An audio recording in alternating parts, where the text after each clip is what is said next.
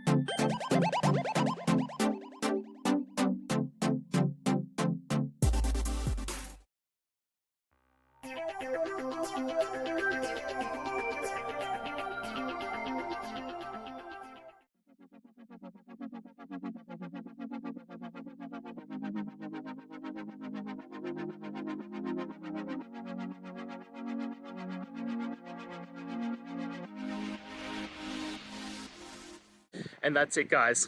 I hope we've gone through the question and found that solution you're looking for. And look, if we did, please hit subscribe. I'd really appreciate it. And until the next time you need technical help, I hope you have a good one. Cheers.